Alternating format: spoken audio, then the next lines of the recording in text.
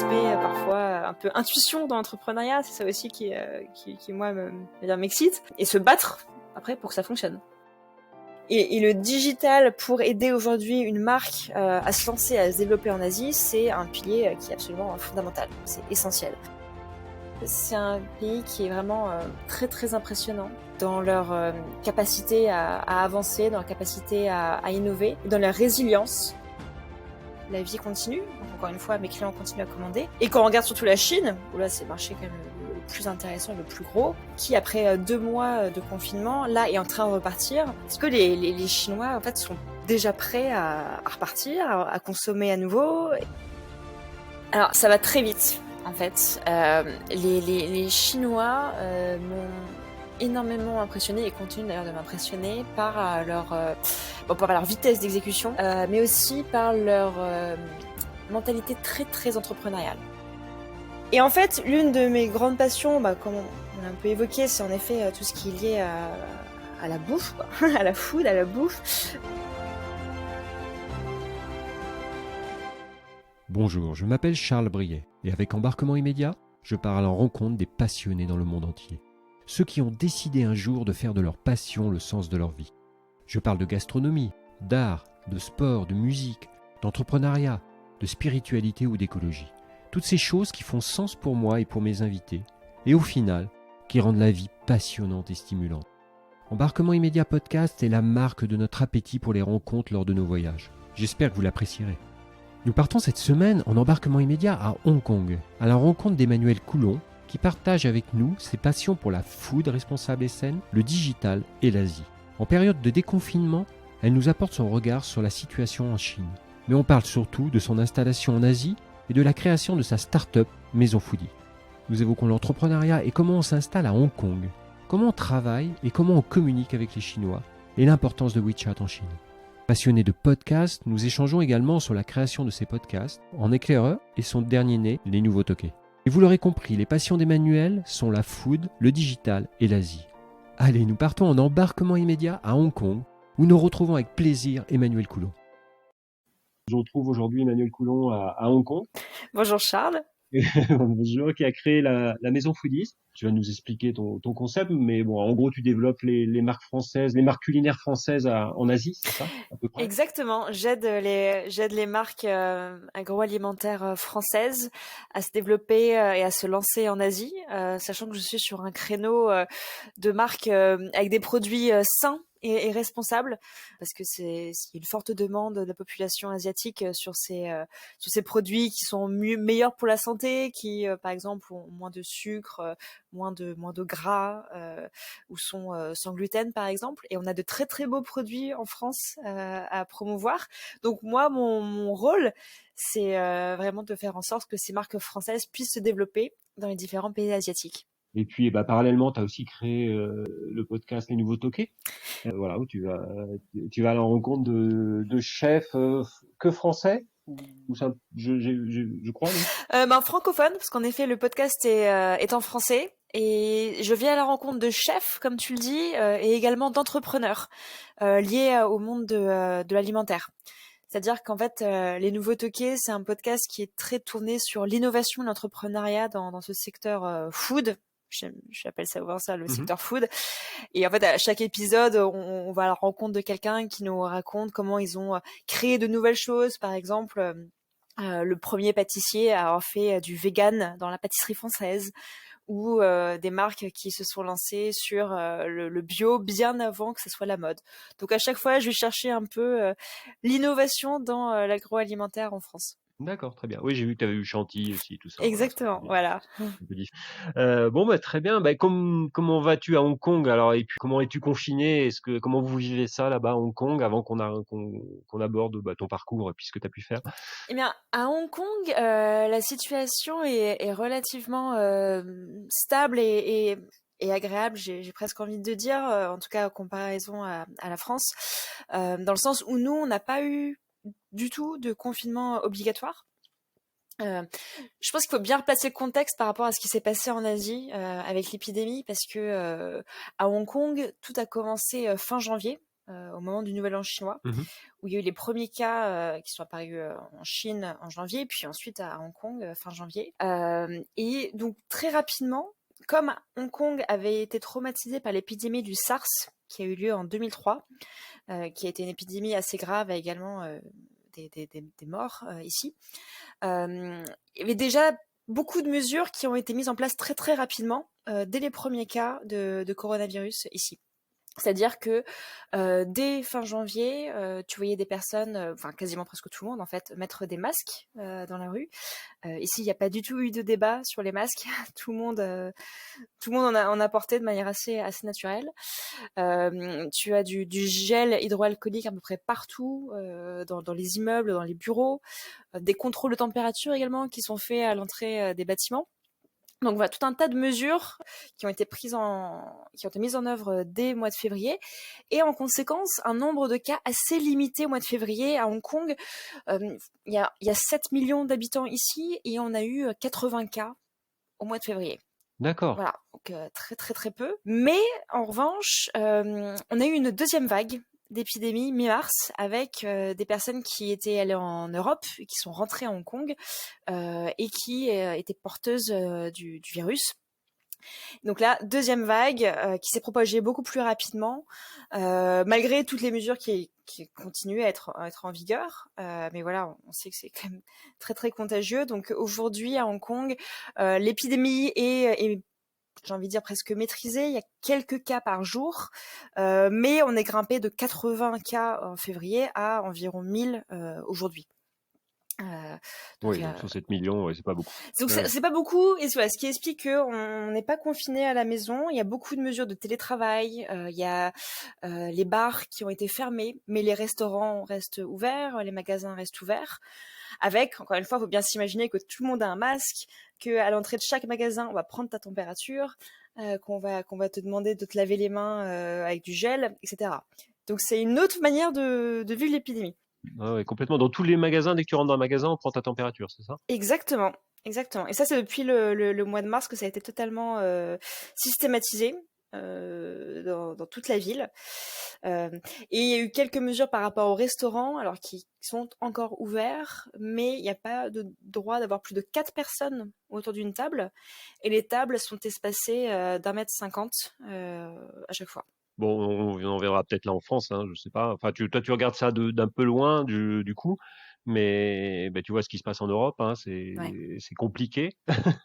C'est compliqué. Là, on va être à nouveau, enfin, on est à nouveau enfermé en France jusqu'au 11 mai. Moi, je vis en Espagne, mais on est sur le même créneau, c'est exactement la même chose. D'accord. Donc voilà, les gens sont fermés, les restaurants sont fermés. C'est, Ouais. bah, toi qui travailles avec des professionnels de l'alimentaire, ça doit être compliqué quand même. Je pense il y a plein d'entreprises qui sont fermées aujourd'hui ou Ben, tu arrives quand même à travailler. Comment tu... Oui, c'est en effet une très bonne question. Bah, d'un côté, donc il y a mes partenaires français, donc toutes les marques avec lesquelles je travaille, donc pour les développer en Asie, qui sont bien sûr touchés totalement par la crise. Je travaille surtout avec des PME, donc évidemment ça c'est compliqué pour elles. Après, l'export en Asie, là où la vie économique est en train de reprendre, et en tout cas où tout n'est pas fermé, c'est une vraie opportunité aussi. Donc moi je suis en contact direct tous les jours avec mes partenaires pour justement passer les commandes, parce que mes clients basés à Hong Kong, Singapour et en Chine, eux continuent à commander vu que tout n'est pas arrêté ici. Donc c'est aussi j'ai envie de dire assez Ouais, l'expédition des aliments sont possibles? Les frontières sont pas fermées sur les expéditions?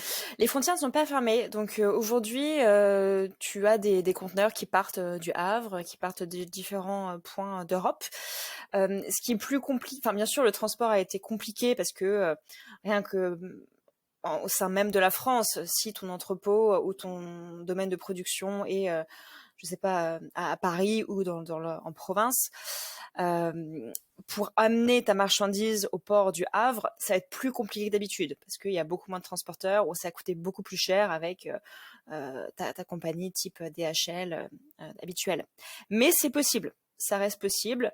Donc ça, c'est quand même plutôt positif et je sais que voilà, beaucoup de mes partenaires français comptent énormément sur la région asiatique pour 2020. Bah oui, parce que du coup, t'es leur bout de secours pratiquement, quoi.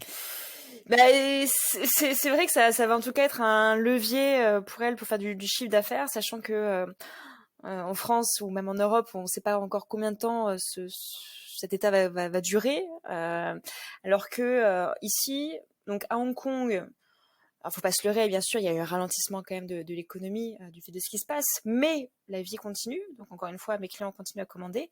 Et quand on regarde surtout la Chine, où là c'est le marché quand même le plus intéressant et le plus gros, qui après 2 mois de confinement, là est en train de repartir. Et justement, je lisais un article tout à l'heure qui parlait de la réouverture de magasins Hermès à Shanghai, où il y avait eu un attroupement incroyable de consommateurs dans ce magasin, parce que les Chinois en fait sont déjà prêts à repartir, à consommer à nouveau et à retrouver une vie, je sais pas si c'est normal, mais en tout cas à reprofiter de la vie. Donc ça, c'est quand même plutôt positif de se dire qu'après 2 mois de confinement qui a été très très dur, qui ont été très très durs, ouais, les gens ont envie de à nouveau sortir, aller faire du shopping, voir les amis. Donc ça, je pense que c'est aussi un signe optimiste pour la France. Bien. Ouais. Parce que c'est vrai qu'une des grosses questions, c'est qu'est-ce qui va se passer une fois que le confinement sera fini? Est-ce que les gens vont vraiment oser sortir? Qu'est-ce qui va changer, tout simplement? Ça se fera petit à petit, je pense déjà, parce qu'on en a pour plusieurs mois. Ouais. Donc on va pas ressortir comme ça et je sais pas ce qui va changer. Ça va être bizarre. Ouais, je sais pas. Il va y avoir une crise économique qui va être importante en tout cas, hein, je pense, qui va toucher beaucoup d'entreprises. Après, il faudra voir quoi. Il faudra voir quelle société on va repenser et sur quoi on va réfléchir. Ça peut être intéressant. Ouais, mais c'est sûr que c'est totalement tellement inédit et qu'on est tous amenés à devoir s'adapter et se réinventer aussi. Hein. Enfin, c'est vraiment une Aussi des période. super opportunités Voilà, et des choses exactement, intéressantes. exactement. Bon alors dis-moi, explique-moi comment on fait pour arriver à Hong Kong et, et quel est ton parcours? T'as fait HEC toi, je crois. Explique-moi un peu ton parcours avant d'avoir créé la maison Foodies et puis après tu m'expliqueras la maison Foodies exactement. Oui, alors en effet, donc j'ai fait HEC et c'est grâce à HEC en fait que je suis tombée amoureuse de l'Asie parce que je suis partie en échange lors de ma première année à Singapour. J'avais jamais mis les pieds en Asie auparavant, mais j'avais toujours été un peu fascinée par ce continent. Tu vois, j'avais pris des cours de chinois quand j'étais au lycée. J'ai fait de nombreuses années de judo, donc j'ai toujours une certaine fascination pour le continent. Et dès que ça a été possible de partir à l'étranger, j'ai posé mes valises d'abord à Singapour pour un échange universitaire puis un stage, et j'ai adoré. Sachant que quand tu es à Singapour, en fait, tu voyages énormément dans tout le reste de la région, dans toute l'Asie du Sud-Est. Donc là, c'était merveilleux parce que en plus, j'avais des cours aménagés sur 3 jours dans la semaine. Donc j'avais pas mal de temps pour aller en Malaisie, en Thaïlande, en Indonésie et découvrir un peu les horizons et me dire qu'en fait, c'était un très très bel endroit où vivre et surtout pour me rendre compte du dynamisme de la région. En fait, j'ai été extrêmement marquée par la vitesse à laquelle tout allait à Singapour, mais même à Bangkok ou à Kuala Lumpur. Et très rapidement, j'ai eu la conviction que il fallait que je sois en Asie pour en fait profiter de cette vitesse et de ce mouvement d'innovation qui se passait dans cette région-là du monde. Donc, je suis rentrée en France pour finir mes études. J'ai commencé à travailler en conseil à Paris, en conseil en digital et technologie. Donc, c'était ma spécialisation. Et dès que l'opportunité s'est présentée, j'ai déménagé à Singapour. Donc, c'était vraiment ma ville de cœur du fait de cet échange que j'avais fait, où j'ai passé 3 ans. Avec un projet au départ ou t'es parti comme ça? Je suis partie avec mon copain de l'époque qui est devenu maintenant mon mari.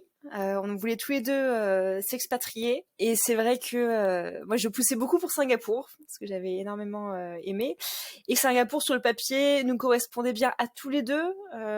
Lui il est en finance, donc c'est vrai que Singapour représente une place financière assez intéressante et moi en technologie digitale pareil, un secteur ultra dynamique Ouais. dans cette ville.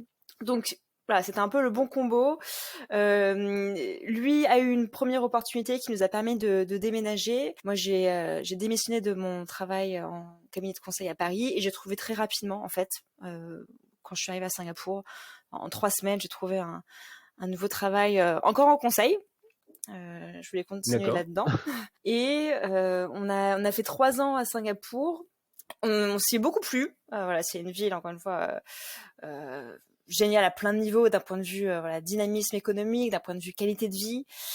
Mais c'est vrai qu'au bout de 3 ans, je pense qu'on voulait aussi tester autre chose et pas rester dans notre zone de confort trop longtemps. Donc là, mon mari a eu une autre opportunité à Hong Kong, autre grande place Ouais. financière.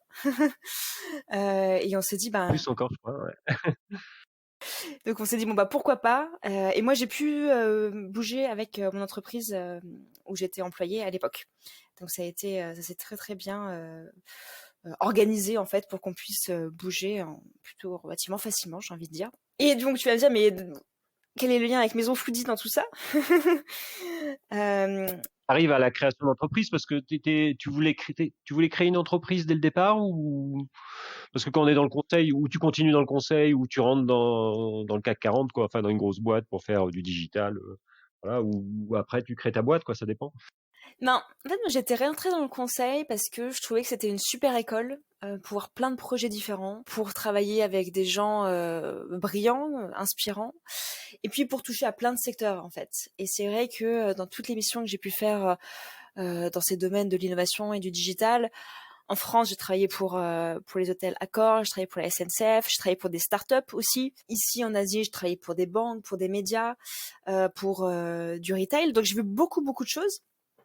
Et je voulais me former. Ouais, ça te permet d'approcher des groupes et des très grands groupes avec des super projets que tu n'approcherais pas d'habitude quoi, ça c'est clair. Exactement. Comme tu dis, tu as une super exposition sur des problématiques très diversifiées. Donc ça te permet d'apprendre à t'adapter, d'apprendre à réfléchir aussi, à structurer un problème et à y répondre. Mais c'est vrai qu'au fond de moi, j'ai toujours eu l'âme, oui, l'envie d'entreprendre. Mes parents sont tous les deux entrepreneurs. J'ai toujours eu à cœur de créer des projets, de construire ouais, des projets. Et je pense que c'est pour ça que j'ai lancé aussi mes podcasts avant même de monter ma boîte, parce que j'avais envie voilà, de créer quelque chose. Et après cette école du conseil, je me dis bon, c'est peut-être le moment de me lancer à mon tour. Je me posais beaucoup de questions. Quel projet j'avais envie de lancer? Et en fait, l'une de mes grandes passions, bah, comme on l'a un peu évoqué, c'est en effet tout ce qui est lié à la bouffe, quoi, à la food, à la bouffe. Je suis très très gourmande et surtout En français et la food en anglais. voilà. Bah en fait, c'est vrai que je dis beaucoup food ici, bah évidemment vu qu'on parle anglais et la bouffe a parfois une connotation assez négative alors que ça ne devrait pas, je trouve. Voilà, ça fait partie Ça aurait une connotation super positive, je trouve aussi. bah voilà, bah tant mieux que tu penses ça. Alors parlons de bouffe.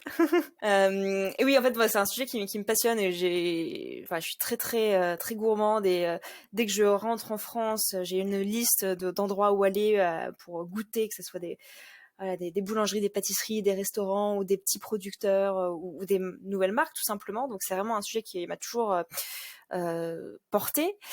Et en 4 ans en Asie, j'ai pu me rendre compte que les habitudes de consommation asiatiques ont beaucoup évolué vers mieux manger, vers manger de manière plus saine, de manière plus responsable également, et se tourner vers des produits qui coûtent peut-être plus cher, mais qui sont de meilleure qualité. Donc il y a une vraie demande en fait en Asie, et quand je parle de l'Asie, je l'ai vu ça aussi bien à Singapour qu'à Hong Kong, mais aussi en Chine, où je passe beaucoup de temps. Dans les grandes villes chinoises telles que Shanghai et Beijing, tu vois très facilement depuis quelques années maintenant que il y a une ribambelle de restaurants qui se veulent beaucoup plus healthy, qui se sont lancés, ou des nouvelles marques, voilà, sans gluten ou bio ou vegan, qui se sont également lancées avec beaucoup de succès. Donc moi j'ai observé tout ça et je me suis dit bah c'est incroyable cette accélération dans les changements des modes de consommation alimentaire. Et à côté de ça, en France, on a plein de super marques, de super produits, mais des entreprises qui ne savent pas comment approcher le continent asiatique.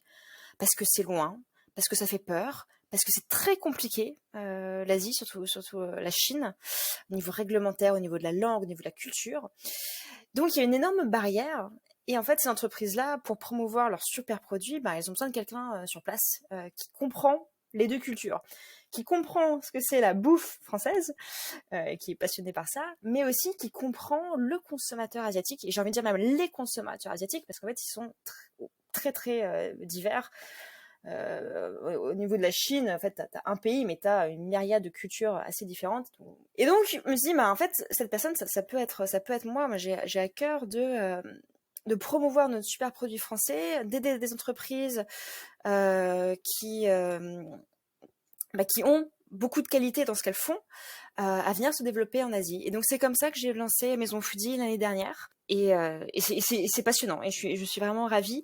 Donc tu fais le lien, en fait, tu fais le lien entre tes deux passions qui sont l'Asie et la food, la bouffe, quoi. Ouais. C'est-à-dire que tu exportes la food française sur la deuxième patrie qui te plaît, quoi, l'Asie. Donc c'est bien, c'est un vrai lien. Et exactement. Et j'ai même envie de rajouter qu'il y a une troisième passion qui est liée à tout ça, qui était dans mes métiers précédents, c'est donc tout ce qui touche au digital. Parce que bon, si j'ai choisi cette voie, c'est qu'en effet, ça me plaisait et ça m'intéressait énormément. Et le digital, pour aider aujourd'hui une marque à se lancer, à se développer en Asie, c'est un pilier qui est absolument fondamental. C'est essentiel. Quand tu parles de l'Asie, tu parles de l'Asie, tu parles beaucoup de la Chine, tu travailles beaucoup sur la Chine, plutôt, je sais pas si tu travailles sur, je sais pas, la Thaïlande ou le Japon même, qui est encore, parce que c'est pas du tout les mêmes cultures, hein, Oui, c'est des cultures très différentes. tout à fait. Et t'as raison de le préciser. Quand je parle de l'Asie, nous, on travaille sur Singapour, Hong Kong et la Chine. Donc sur ces trois régions-là. Le digital a un rôle essentiel dans toute la région asiatique et en particulier sur les trois marchés sur lesquels on opère. Et alors la difficulté, c'est quoi? Tes difficultés, c'est, il faut trouver les producteurs, bon ça se trouve, mais il faut trouver les bons. Mm. Et après, il faut que tu trouves tes acheteurs, quoi, en fait. Et Je sais exactement. pas quelle a été la difficulté entre les deux, et après, tu as la difficulté d'exporter les produits alimentaires. Ben, comme tu dis, il y a les deux côtés à faire, voilà, à gérer. La première étape, ça a été vraiment de sourcer des bons produits. Et après, des bons produits, ça veut dire quoi? Ça veut dire bien sûr des produits de grande qualité. Ça veut dire des produits qui respectent la proposition de valeur que j'ai expliquée, c'est-à-dire des produits sains, à haute qualité nutritionnelle. Mais ce sont aussi des produits qui correspondent aux consommateurs asiatiques. Parce que on peut avoir, par exemple, je sais pas, le meilleur fromage, le meilleur Roquefort de France, ça va être très très compliqué de le marketer en Chine aujourd'hui. Donc là, c'est vraiment mon rôle, ma connaissance du marché, ma connaissance des consommateurs asiatiques, et en particulier donc de Hong Kong, Singapour et de la Chine, pour être sûr que la sélection qu'on fait des produits a de grandes chances de fonctionner et de remporter du succès ici. Donc ça, c'est la première chose, le bon sourcing des produits. Et c'est vrai que quand je rencontre des marques en France, quand tu leur parles de l'Asie, en général, ça les fait rêver. Elles ont conscience des difficultés aussi. Donc, avoir quelqu'un de confiance pour les aider à se développer dans la région, c'est quelque chose qui les attire beaucoup, qui les intéresse énormément. Et une fois que tu as ces produits, en effet, il faut trouver les clients en Asie. Et donc là, c'est le plus gros du travail, c'est vraiment ce qui est passionnant, parce que c'est vraiment des lancements de marque de A à Z à faire.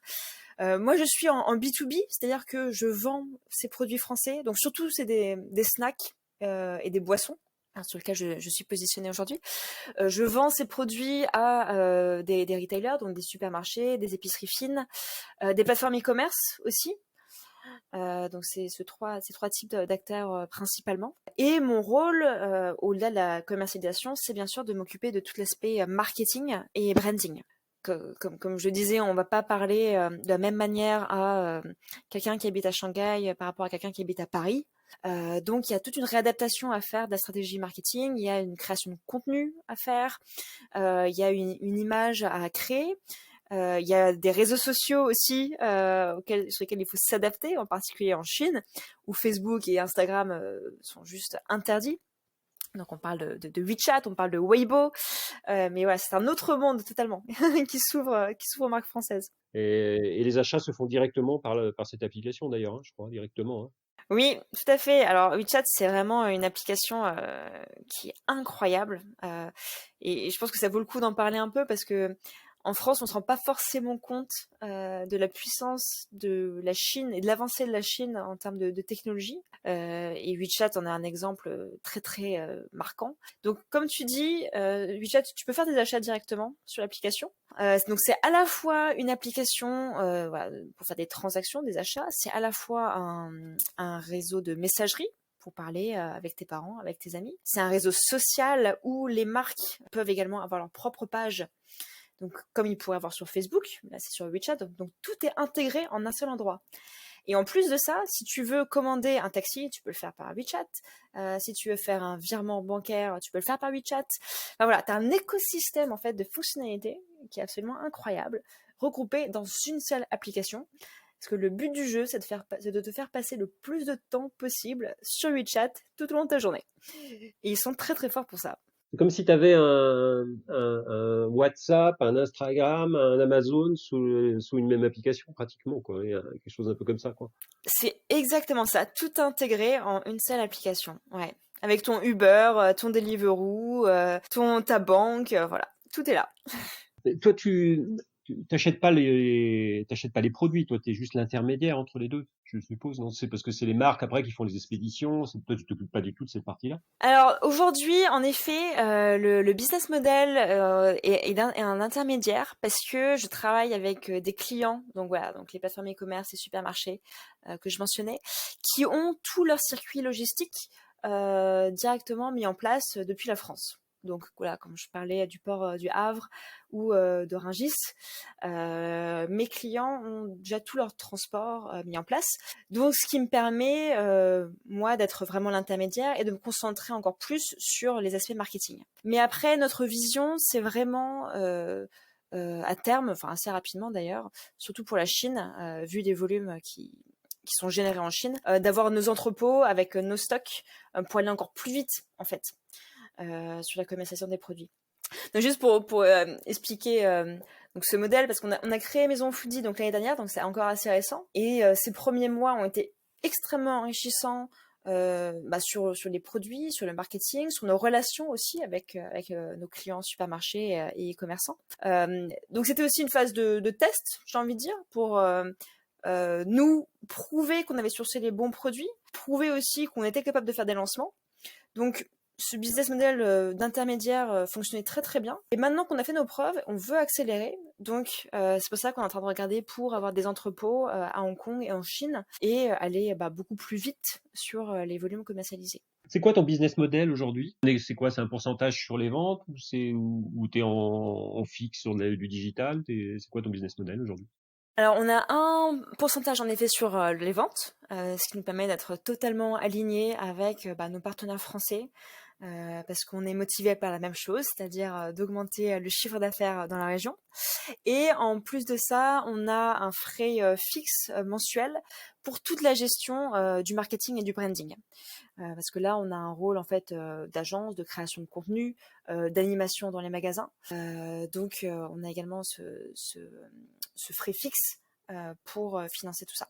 Parce que là, tu dois faire le mix entre le marketing de la marque, enfin, si, ça dépend un peu de la taille de l'entreprise française, mais le marketing de la marque, s'ils ont un marketing de marque, et l'approche après, la transformation de ce marketing de marque, est une approche française souvent ou européenne, et tu vas la transformer en marketing pour les Chinois, mais sans perdre l'ADN de la marque quand même. Ça doit pas être simple toujours.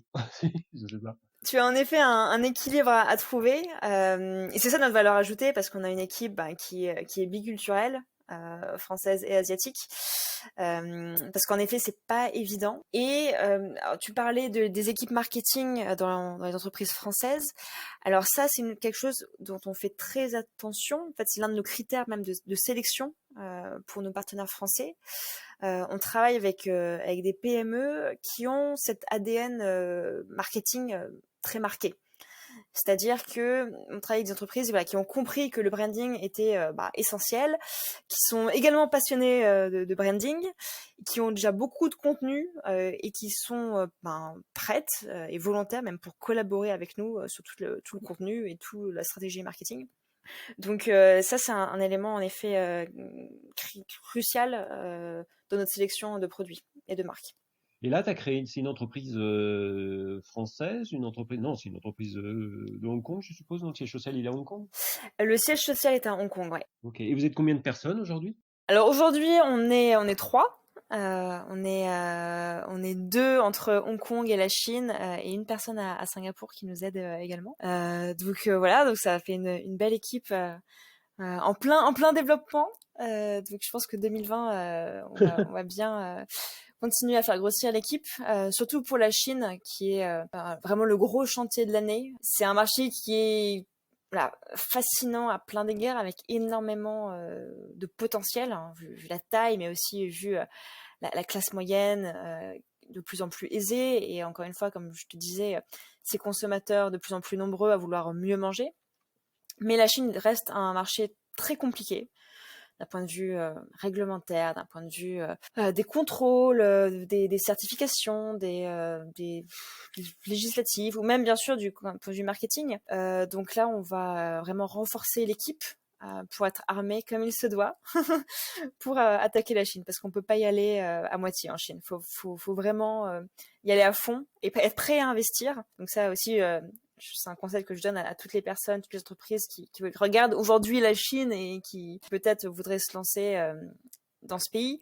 Faut avoir les reins assez solides et être prêt à investir justement en marketing notamment, parce qu'on peut pas réussir autrement. C'est juste clair. Présence au digital, c'est même pas la peine, je pense. C'est ça. Par exemple, tu es obligé d'être sur WeChat. Tu es obligé parce que si ta marque n'est pas présente sur WeChat, c'est comme si ta marque en France n'est pas référencée sur Google. C'est bizarre et on n'a pas confiance. Et donc, pour être sur WeChat, pour créer du contenu de qualité et pour avoir des gens qui te suivent sur WeChat, tout de suite, tu dois mettre un certain montant sur la table. C'est vraiment un mode de fonctionnement assez différent. Et là encore, c'est vraiment notre rôle aussi d'éduquer nos partenaires français sur ces codes chinois, de leur expliquer comment ça fonctionne et d'avancer ensuite main dans la main pour créer quelque chose qui est à la fois cohérent avec leur identité française et le marché chinois. Mais comme tu dis, c'est pas évident, mais en même temps, c'est vraiment passionnant. Donc là, tu es en veille, en fait, en gros, tu es en veille permanente sur le marché français. Puis de l'autre côté, tu cherches des distributeurs. Alors c'est quoi? C'est de la grande distribution surtout? Ou t'as aussi, je sais pas, tu pourrais avoir des restaurateurs qui veulent développer des produits français ou... Alors aujourd'hui, nos clients, donc c'est surtout de la grande distribution, plus des épiceries fines. Et c'est vrai qu'on regarde de près les opportunités dans tout ce qui est Horeca, donc hôtel, restauration et café. Parce qu'en effet, là, il y a aussi une forte demande pour des produits de qualité français, principalement dans notre domaine, donc les snacks et les boissons. Donc pour le moment, c'est typiquement ce type d'opportunité qui nous pousse aujourd'hui à accélérer sur la partie entrepôt pour pouvoir justement les desservir beaucoup plus facilement. Donc là, ça va demander des investissements, du coup, vous partez sur des investissements importants? On va partir sur des investissements qui aujourd'hui, on n'a pas besoin de lever d'argent si tu veux. On va pouvoir se financer avec l'argent qu'on réinvestit en fait directement dans ces nouveaux entrepôts, tout simplement. Mais en effet, il y a une grosse phase une nouvelle phase, j'ai envie de dire, de croissance et aussi des prêts qui vont être faits pour pouvoir financer tout ça au plus vite. Vous êtes planté sur des produits? Est-ce que vous êtes ramassé complètement sur, on va pas citer de marque, mais ouais, sur je sais pas, des styles de produits qui n'étaient pas du tout adaptés au marché chinois et qui n'ont pas pris du tout? On s'est rendu compte, en tout cas, de quels produits étaient déjà bouchés. Typiquement, alors, enfin, il y a des. En fait, on s'est rendu compte.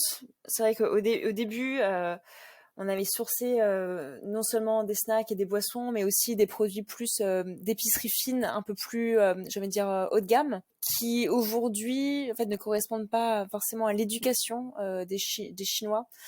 Typiquement, par exemple, des huiles d'olive. Des huiles d'olive magnifiques produites en Provence, au goût très très particulier, donc très différent de ce qu'on trouve aujourd'hui en Chine. Et en fait, ce produit-là, pourrait fonctionner, mais il faudrait énormément d'éducation en fait auprès du consommateur chinois. Donc aujourd'hui, c'est pas le créneau. On préfère se focaliser sur des produits, donc encore une fois, comme des snacks et des boissons, où certes, il y a un aspect innovant pour la Chine. Par exemple, tu vois, le cidre. Le cidre en Chine, ils connaissent pas. C'est quelque chose qui est totalement nouveau. Mais il y a un énorme potentiel parce que c'est une boisson qui est peu sucrée, qui est peu alcoolisée, qui est très visuelle. L'aspect visuel est important parce que tu peux faire des super photos et partager ça sur tes réseaux sociaux. Le cidre fonctionne très bien, on a fait des beaux lancements. Il y a un aspect éducation, mais pas aussi important que pour de l'huile d'olive, où c'est aussi peut-être voilà, pas la même expérience sur les réseaux sociaux quand tu partages ton huile d'olive que quand tu partages ton cocktail avec du cidre dans un bar à tendance. Donc voilà, donc là c'est vrai qu'on a revu un peu parfois le sourcing du fait de ces Ouais, critères-là. puis ça correspond pas à leur mode d'assaisonnement et leur mode de cuisson non plus, hein, l'huile d'olive. Tu as remis en cause beaucoup de choses en fait. C'est vrai que c'est d'un point de vue cuisine, c'est différent. Mais après, tu te rends compte quand tu vas dans les supermarchés chinois aujourd'hui. Quand je parle des supermarchés chinois, encore une fois, je parle des grandes villes, donc typiquement Shanghai, Beijing ou Shenzhen, dans le sud de la Chine, qui sont des très très grandes villes avec beaucoup aussi d'influence, j'ai envie de dire, occidentale dans les supermarchés, en tout cas dans certains supermarchés. Tu as un rayon huile d'olive énorme, mais énorme, et tu as tout. Tu as les huiles d'olive de France, d'Italie, d'Espagne, de Grèce, tu as tout ce qu'il faut. Donc c'est pour ça aussi qu'on y croyait, qu'on s'est dit on peut Ouais, ouais, trouver un complètement. Ouais. positionnement encore différent et se positionner là-dessus. Mais finalement, en fait, ce sont... en fait, voilà, c'est pas le créneau le plus porteur aujourd'hui. C'est pas là où tu vas avoir une croissance exponentielle. Et puis, c'est vrai que pour prendre l'exemple du cidre, on a voulu prendre un risque parce que encore une fois, ça, pour le coup, du cidre dans les supermarchés, t'en trouves très très peu aujourd'hui. Mais il faut aussi savoir, voilà, prendre des risques malgré l'étude de marché qui est pas forcément finalisée, où tu sais pas, t'as pas toutes les données pour être sûr de ton coup. Mais il y a un aspect parfois un peu intuition dans l'entrepreneuriat, c'est ça aussi qui moi m'excite, et se battre après pour que ça fonctionne. Comment tu gardes les marques après? Parce que en fait, il y a déjà des marques ou des domaines qui sont très présents en Chine, comme le champagne par exemple.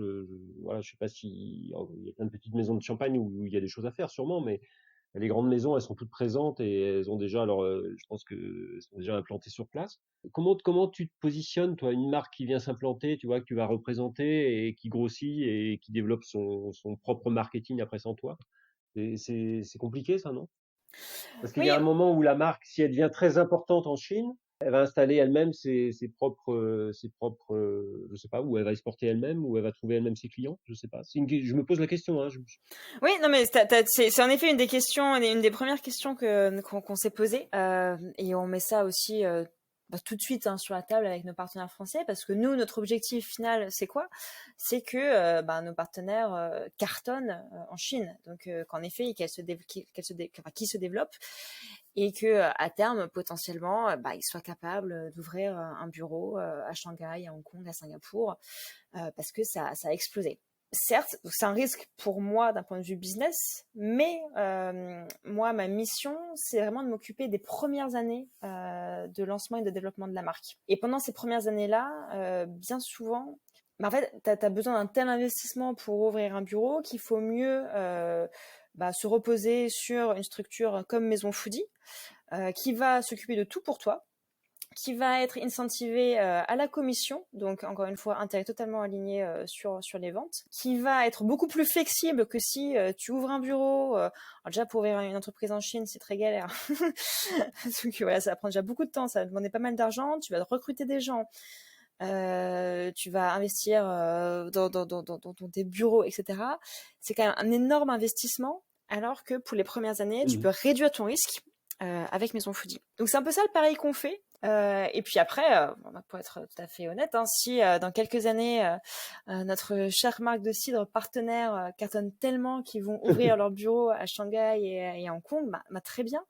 Mais je reste aussi convaincue que le partenariat est si fort et la confiance qu'on a l'un vers l'autre est si fort que en fait, c'est avant tout une collaboration sur le long terme. Vous êtes une nurserie de marque, quoi. C'est ça, exactement. Quelle est la marque de cidre avec laquelle tu travailles?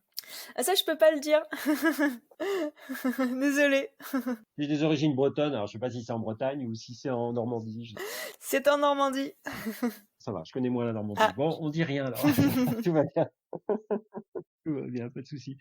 Et du coup, alors, c'est quoi tes objectifs? C'est de rester à Hong Kong maintenant? Vous êtes installé ou vous êtes parti sur la vie là-bas et c'est de développer Maison Foodies et de rester à Hong Kong, c'est ça?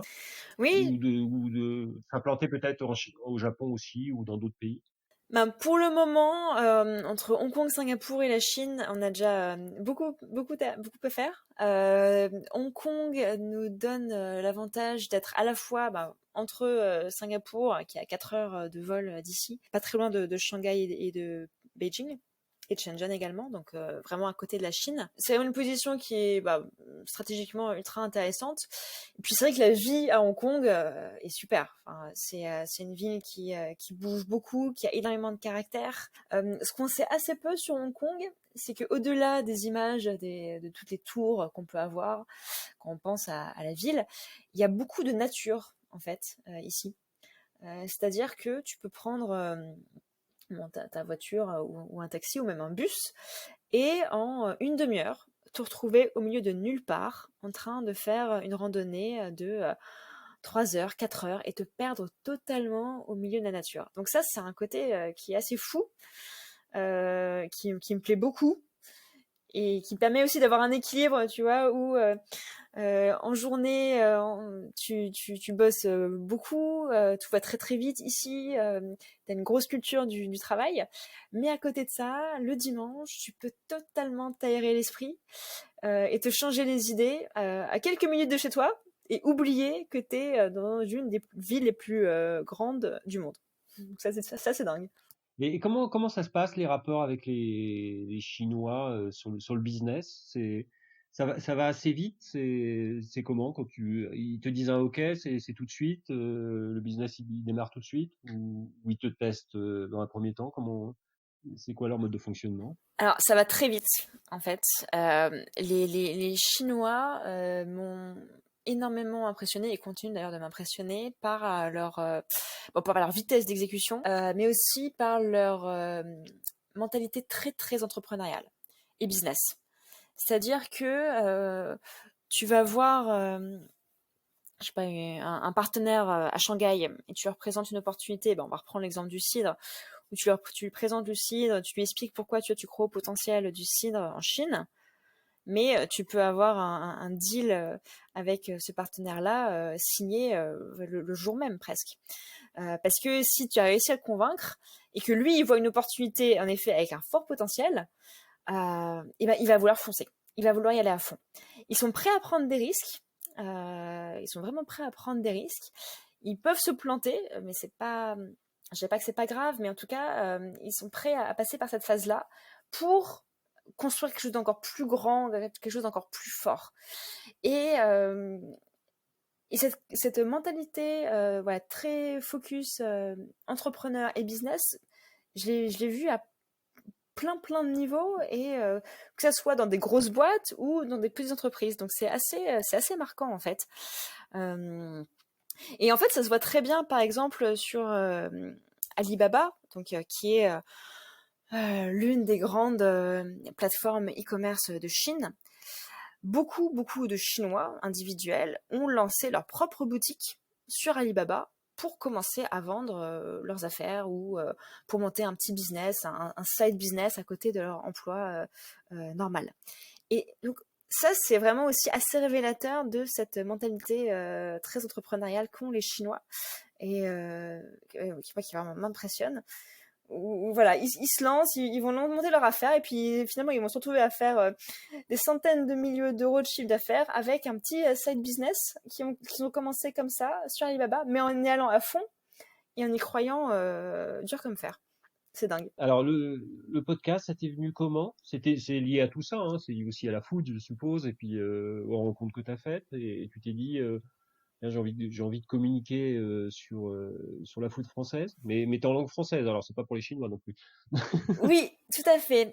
Ben, en fait, l'histoire du podcast, alors je ne sais même pas si tu l'as vu, mais j'ai un autre podcast qui s'appelle En éclaireur, qui est en fait le premier podcast que j'ai lancé en 2018, qui a un positionnement assez similaire à Embarquement immédiat, où j'interviewe des expats du monde entier en français pour Et qu'ils... t'étais plus sur des expats, parce que toi, t'as des salariés, t'as des familles, t'as des choses comme ça. Moi, j'étais plus sur le côté vraiment, enfin, je suis plus sur le côté entrepreneur, et après, ça peut être des artistes, ça peut être toutes sortes de, voilà, pas forcément des expatriés, tu vois. Tout à fait, oui. C'est vrai que voilà, il y a, ouais, en effet un positionnement un peu différent. Je pense qu'on se retrouve dans l'aspect voilà, évasion, ou en tout cas montrer d'autres types de vie, tout simplement. Mais j'avais lancé En éclaireur en 2018 à l'époque, donc j'étais encore salariée, et comme je te disais, j'ai vraiment à cœur de créer des projets, donc j'ai besoin de créer quelque chose. Et j'étais une grande fan de podcasts. J'écoutais beaucoup voilà, des podcasts assez connus en France comme Génération XX, comme Génération Do It Yourself. Et je trouvais que c'était un média passionnant, le podcast. Et à force de recevoir des messages de personnes qui me posaient des questions sur Singapour, parce qu'à l'époque j'habitais encore à Singapour, et donc toujours les mêmes questions qui revenaient sur ma vie là-bas, sur ma recherche d'emploi, sur la qualité de vie, etc. Je me suis dit, mais en fait, il faudrait trouver un moyen de diffuser toutes ces réponses au plus grand nombre. Et le podcast m'avait semblé être un moyen à la fois moderne, innovant et relativement aussi facile à mettre en œuvre. Donc je me suis lancée comme ça. Comme toi, j'adore faire des interviews et rencontrer d'autres personnes et d'autres belles histoires via ce podcast. Donc ça m'avait beaucoup plu. Et ça m'a permis de faire des rencontres en effet vraiment, vraiment marquantes. Et quand je vais commencer à me poser des questions sur mon propre projet d'entreprise, donc lié à la food, je voulais rencontrer toutes ces marques françaises qui m'intéressaient et en lesquelles je croyais pour les lancer en Asie. Je voulais aussi me renseigner encore davantage sur toute l'innovation qu'on a en France. Et c'est vrai que le podcast était un super moyen d'atteindre cet objectif, parce que ça m'a permis de rencontrer plein de monde, et en plus de partager ces interviews et ces rencontres avec tous les auditeurs. Ça m'a permis d'apprendre énormément de choses sur l'innovation agroalimentaire en France.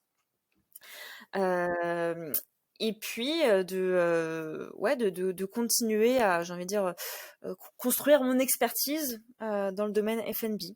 Donc c'est vrai que le deuxième podcast, Les Nouveaux Toqués, d'un point de vue professionnel, m'apporte énormément et me permet de rester aussi un pied vraiment ancré en France, malgré la distance. Donc ça, c'est aussi assez intéressant. T'as les deux toujours? Tu continues les deux? Alors, je continue les deux. Je me concentre sur Les Nouveaux Toqués. D'un point de vue fréquence, il y a un épisode qui sort toutes les semaines pour Les Nouveaux Toqués. Et En éclaireur, maintenant, je suis passée à un par mois. D'accord. Parce que 2 podcasts, c'est chaud, hein, quand même, hein. Un déjà, c'est la folie. Donc là, moi, j'ai un peu plus le temps, j'en sors 2 par semaine, donc voilà, j'ai accéléré un petit Ah peu, mais ouais, 2 par semaine, tu vois, c'est beaucoup, 2 par semaine. T'as raison de mentionner le fait que on se rend pas forcément compte du temps que ça va prendre, et que en conséquence, beaucoup de podcasts commencent et finalement s'arrêtent au bout de 2-3 épisodes. Je crois que les statistiques sont assez édifiantes. Je crois que c'est au moins 60% des podcasts qui finalement ne dépassent pas les 4 épisodes. Mais j'avais eu la chance de me lancer, enfin avant de me lancer avec En éclaireur, j'avais beaucoup parlé avec Siam de Génération XX et Mathieu Stéphanie de Génération Do It Yourself, qui m'avait bien renseigné et qui m'avait mis en garde là-dessus, justement. Donc j'avais un peu calibré le temps que ça allait me prendre. Et encore une fois, vu que c'était avant tout un hobby à la base, ça me dérangeait pas. Et puis maintenant, Les Nouveaux Toqués, c'est vraiment un levier professionnel. Donc c'est important. tu lis le chinois? Je parle et je lis un peu le chinois, oui. Donc comme je te disais, j'avais pris des cours dès le lycée. Cours que j'ai repris quand je suis arrivée à Singapour. Et donc aujourd'hui, je parle et j'arrive à peu près un peu lire, un peu lire le chinois et même un peu écrire. Après, le business, il se fait en anglais, je suppose, de toute façon. Non? Le business se fait en anglais, mais c'est vrai qu'en Chine, de pouvoir commencer une conversation en chinois, d'un point de vue relationnel, pour briser la glace, pour instaurer un climat tout de suite plus de confiance, ça aide beaucoup de parler la langue. Enfin, je pense que c'est comme partout, hein, à partir du moment où tu veux créer un lien plus fort avec ton interlocuteur et que tu es capable de parler sa propre langue, déjà de montrer que tu es capable de faire l'effort d'apprendre sa langue et ensuite de t'exprimer comme lui. C'est une première forme de respect, hein, déjà. Et il se dit déjà, voilà, tu comprends déjà sa culture et tu viens pas ici imposer ta culture occidentale, donc c'est déjà pas mal. C'est ça. Ouais, non, c'est ça, tu as tout à fait raison. Faut faire preuve de beaucoup d'humilité. Faut faire preuve de beaucoup d'humilité. Est-ce que tu voulais conclure par autre chose? Est-ce qu'il y a quelque chose que tu voulais partager en plus? Je sais pas. Oui, bah déjà merci à toi de me donner la parole et de faire partager tant de passion via ton podcast. Pour conclure, peut-être par rapport à tout ce qu'on a dit sur l'Asie et sur la Chine en particulier, voilà, je pense que c'est un pays qui a vraiment été au cœur de l'actualité, pas forcément de manière très positive ces dernières semaines, mais je pense qu'il faut surmonter tout ça parce que c'est un pays qui est vraiment très très impressionnant dans leur capacité à avancer, dans leur capacité à innover et dans leur résilience. Et je pense qu'on va le voir encore plus dans les semaines, dans les mois qui vont venir, la capacité de la Chine à rebondir et surtout à créer de nouvelles opportunités du fait de cette crise. C'est vraiment remarquable. Et je pense qu'il faut, voilà, encore une fois, être humble et savoir regarder et s'inspirer de la Chine. Bon, j'allais te poser la question justement. Qu'est-ce que tu as vu comme opportunité, comme rebond ou comme résilience sur le marché chinois aujourd'hui? La Chine est déjà très très avancée d'un point de vue digital. Ça même auparavant, avant la crise, mais ils ont encore plus accéléré avec ce qui s'est passé parce que on a eu des millions et des millions de personnes qui ont été confinées chez elles, qui avec l'autorisation de sortir une fois par semaine parfois. Et donc il y a eu une nouvelle accélération sur les plateformes e-commerce et sur en particulier les restaurants qui se sont mis à la page de la livraison à domicile, mais encore beaucoup plus marqué que ce qu'on voyait auparavant. C'est-à-dire qu'en l'espace de quelques semaines, peut-être même quelques jours, des restaurants qui n'avaient jamais fait de livraison, qui n'avaient jamais été sur ces plateformes de livraison à domicile, ont totalement revu leur business model, ont totalement revu leur manière de produire pour pouvoir s'adapter. Et ça, c'est avec une vitesse qui est incroyable. Donc, c'est un exemple parmi plein d'autres de leur capacité à juste rebondir, trouver d'autres opportunités, tester et croire aussi en l'avenir. Donc il y a un document qui a été super intéressant, si tu veux je pourrais te le partager avec toi et tu pourras le donner ensuite aux auditeurs que ça intéresse, mais un document qui justement recense toutes les principales innovations technologiques qui sont sorties depuis le mois de février en Chine du fait de la crise, qui touchent à la fois le retail, le secteur agroalimentaire, le secteur des médias, le secteur de l'éducation. Et c'est, je pense, une bonne source d'inspiration pour tout le monde. Donc voilà, si ça intéresse des gens, je serais ravie de partager ce document qui a été fait, je crois, par les chambres de commerce basées en Chine. Bon, on verra le lien, puis je le passerai. Parfait. Avec plaisir. Bon, on va finir par ces mots-là, c'était bien. Voilà, beaucoup de résilience, et c'est ce qu'on souhaite voilà, à l'Europe, et puis à la Chine et au monde entier, parce que je crois que les États-Unis vont être touchés de la même façon, et l'Afrique et le monde entier. Donc voilà, ça va être quelque chose d'important dans les mois et les années à venir. Bon, merci à toi en tout cas. Merci à toi, Charles. Emmanuel. Merci beaucoup. Au plaisir, et puis à bientôt. J'espère que on pourra se voir à Hong Kong quand je passerai là-bas. J'espère aussi. Merci. Notre voyage en embarquement immédiat est maintenant terminé. J'espère que cet épisode vous aura plu et inspiré, que ce soit pour vos projets actuels ou futurs, et vous aura donné envie de vivre votre passion. Pensez à vous abonner sur le site du podcast et sur vos plateformes préférées et de noter avec un commentaire nos épisodes. À très bientôt pour un nouvel épisode et le partage d'une nouvelle passion. Et n'oubliez pas, l'impossible n'existe que parce que nous n'essayons pas de le rendre possible. Mike Horn. C'était Embarquement immédiat, tout un monde de passionnés.